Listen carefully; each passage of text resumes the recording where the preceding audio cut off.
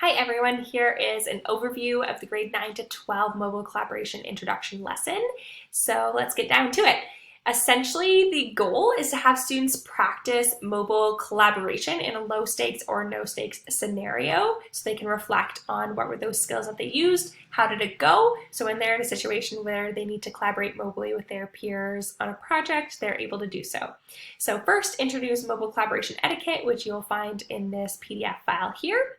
Then your job as a teacher is to provide them with the meeting agenda. So the meeting agenda is essentially steps that the kids would need to take to collaborate on a project of some kind together. I have a few suggestions on what that project could be. Again, something that's low stakes and not associated maybe with the academic content, but where they're working to video chat together, take digital notes, brainstorm, assign tasks, and have a final project. So have students scatter amongst themselves throughout the school, have this mobile collaboration practice with their group, and then come back together afterwards. They can share their final project with the class however you see fit.